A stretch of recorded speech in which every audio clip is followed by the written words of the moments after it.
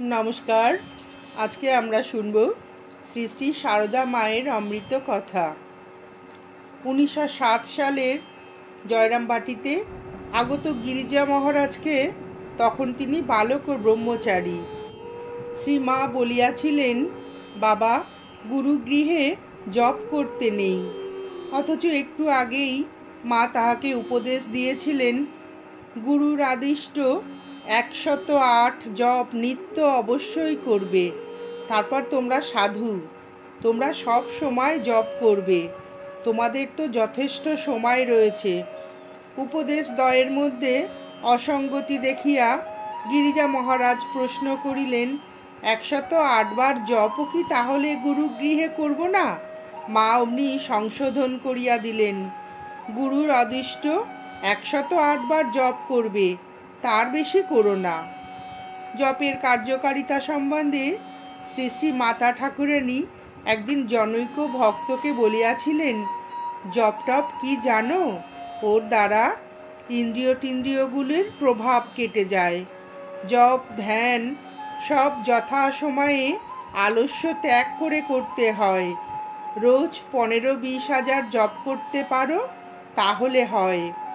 आगे करुक, ना हय तखन बोलबे, तबे एकटू मन दिए करते हय। ता तो नय केउ करबे ना, केवल बोले केन हय ना। काजकर्म करबे बइकि, काजे मन भालो थाके, तबे जप ध्यान प्रार्थनाओ विशेष दरकार। अंतत सकाल सन्ध्याय एकटी बार बसतेई हय। ओटी हलो जेन नौकार हाल। सन्ध्याकाले एकटू बसले समस्त दिन भालो मंद कि करलाम ना करलाम तार विचार आसे। तारपर गतकालेर मनेर अवस्थार संगे आजकेर अवस्थार तुलना करते हय। परे जप करते करते इष्टमूर्तिर ध्यान करते हय। काजेर संगे सकाल सन्ध्या जप ध्यान ना करले कि करछो ना करछो बुझबे कि करे। जप ध्यानेर एकटा नियमित समय रखा खूब दरकार। जनैक स्त्री भक्तेर शिव पूजाय आग्रह जन्मिले एवं श्रीमायेर निकटे अनुमति चाइले मा बलिलेन, आमी जे मंत्र दिएछि तातेई सब। दुर्गा पुजो काली पुजो सब ओई मंत्रे हय। तबे कारो इच्छा होले शिखे निये करते पारे, तोमादेर ओसबेर दरकार नेই। ओसब करलेई हांगामा बाड़ानो। पूजा पद्धति मते ठाकुरके भोग निवेदन करिबार कथा उठिले मा बलियाछिलेन, पूजा पद्धतिर अत दरकार नेই, इष्ट मंत्रेई सब काज हय। सौर्येन्द्र मजुमदार महाशय चा पान ना करिया ध्यान जपादि किछुई करिते पारितेन ना। सुतरां मंत्र ग्रहणेर पर श्रीमाके इहा जानाइया ताहार निर्देश चाहिले मा बलिलेन, बाबा मा कि आबार सৎ मा हय? तोमार जेमन खुशी, आगे खेये निये परे जप ध्यान करबे। नलिन बाबूके श्रीमा पुलिपिठा खाइते दिलेन। ताहार जननी देहत्याग कराय तखन ताहार असौच चलितेছে। सुतरां এই অবস্থায় উহা খাওয়া সম্বন্ধে মায়ের নির্দেশ চাইলেন। মা বলিলেন, তাতে দোষ কি বাবা? আমিও তো মা, আমি দিচ্ছি, এখানে কোনো দোষ নেই। শ্রীযুক্ত শ্যামাচরণ চক্রবর্তীকে আহার সম্বন্ধে মা উপদেশ দিয়েছিলেন, বাবা তোমরা মাছ মাংস যা খেতে মন চায় খাবে, তবে ঠাকুর আদ্য শ্রাদ্ধের সংস্কার বিবাহের আর প্রায়শ্চিত্তের অন্ন খেতে নেই বলতেন। এক দীক্ষা প্রার্থীর আবেদন শুনিয়া শ্রীমা বলিয়াছিলেন, দীক্ষা নেওয়ার উদ্দেশ্য সরলভাবে সাধন ভজন করে ভগবান লাভ করতে চেষ্টা করা, কুলুগুরুর বৃত্তি নষ্ট করা নয়। আমি ওই ছেলেকে দীক্ষা দিলে সে যেভাবে আমাকে ভক্তি করবে ওইভাবে যদি তার কুলুগুরুকেও শ্রদ্ধা করে এবং তার বার্ষিক বৃত্তি যথাশক্তি বাড়িয়ে দিতে রাজি থাকে তাহলে হতে পারে। জনৈক স্ত্রী ভক্ত মায়ের নিকট দীক্ষা লইলে কুলুগুরু অভিশাপ দিয়েছিলেন। এই কথা মায়ের নিকট পত্রে তিনি জানাইলেন। মা উত্তরে লিখিলেন, যে ঠাকুরের শরণাগত হয় তার ব্রহ্ম সাপেও কিছু হয় না, তোমার কোনো ভয় নাই। উপযুক্ত আধার পাইলে শ্রীমা নিজ দেবীত্ব স্পষ্টই স্বীকার করিতেন।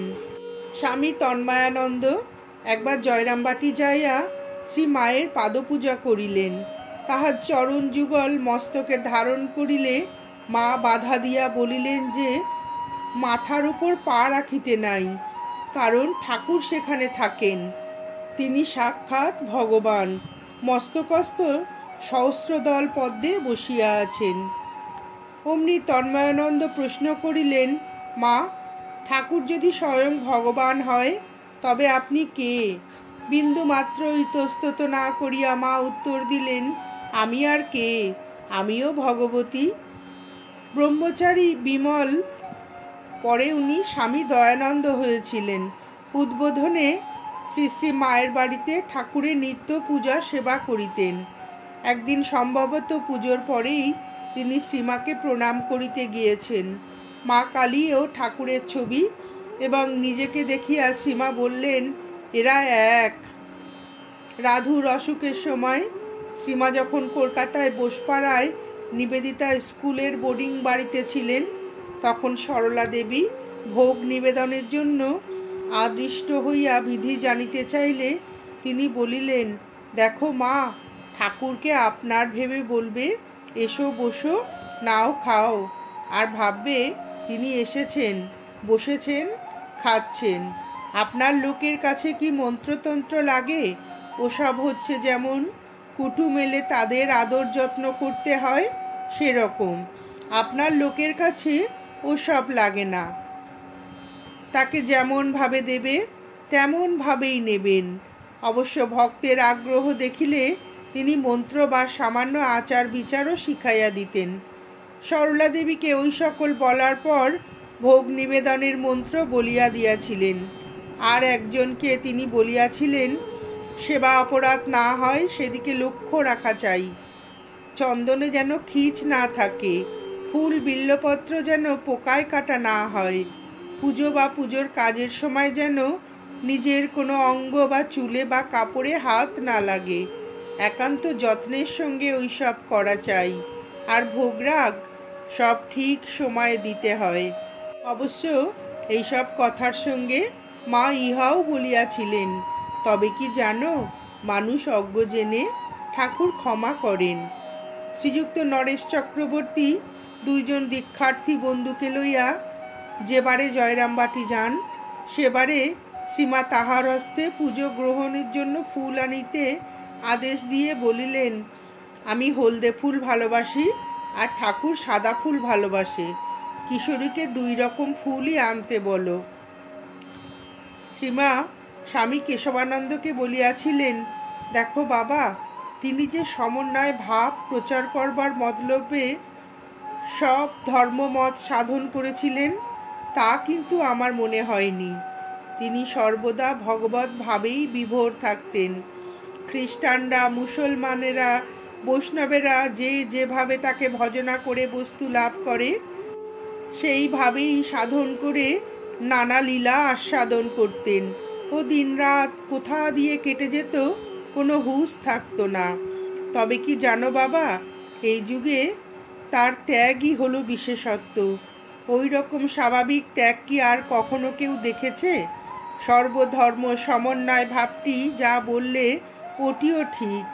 অন্যান্য বারে একটি ভাবকেই বড় মনে করায় অন্য সব ভাব চাপা পড়েছিল। মানুষ তো ভগবানকে ভুলেই আছে, তাই যখন যখন দরকার তিনি নিজে একবার এসে সাধন করে পথ দেখিয়ে দেন। এবার দেখালেন ত্যাগ। তিনি পুরুষ ভক্তদিগকে যেমন স্ত্রীলোক হইতে সাবধানে থাকিতে বলিতেন, তেমনি নারীদিগকেও পুরুষ হইতে নিজেদের বাঁচাইয়া চলিতে বলিতেন। এক মহিলাকে তিনি উপদেশ দিয়েছিলেন, পুরুষ জাতকে কখনো বিশ্বাস করো না, এমনকি স্বয়ং ভগবান যদি পুরুষ রূপ ধারণ করে তোমার সামনে আসেন, তাকেও বিশ্বাস করো না। অবশ্য ইহা একটি অসাধারণ স্থলের দৃষ্টান্ত।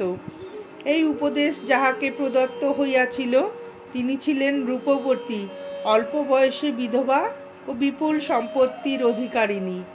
আর এক স্থলে শ্রীমা জনৈক স্ত্রী ভক্তকে মঠ ও সাধুদের আবাসস্থলে অধিক যাইতে বারণ করিয়াছিলেন।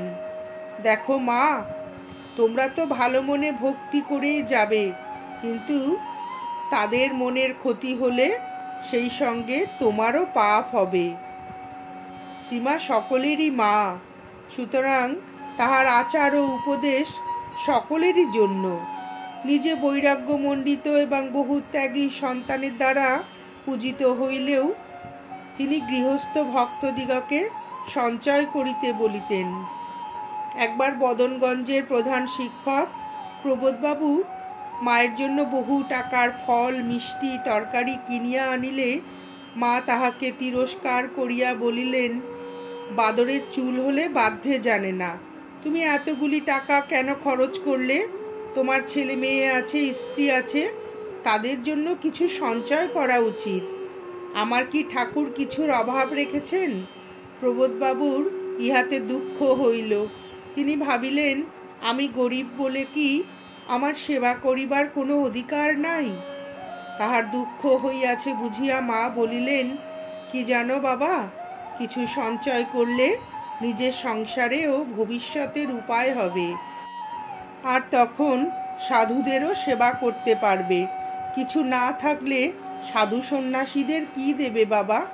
প্রবোধবাবু একবার একটি ঘোড়া কিনিতে চাইলে মা বলিয়াছিলেন, না বাবা, তুমি ঘোড়া কিনো না, আটে পিঠে দর, তবে ঘোড়ার পিঠে চড়ো। তুমি বরং একটা পা গাড়ি বা সাইকেল কেনো। জনৈক স্ত্রী ভক্তকে শ্রীমা একদিন বুঝাইতেছিলেন যে মানুষের দেওয়া জিনিস থাকে না, তাহাদের কাছে কিছু চাইতে নাই, এমনকি বাপ মা স্বামীর কাছেও নহে। পরে বলিলেন, ঠাকুর যখন দেবেন তখন রাখবার জায়গা পাবে না, ঠাকুরের দেওয়া জিনিস ফুরায় না। যে চায় সে পায় না, যে চায় না সে পায়।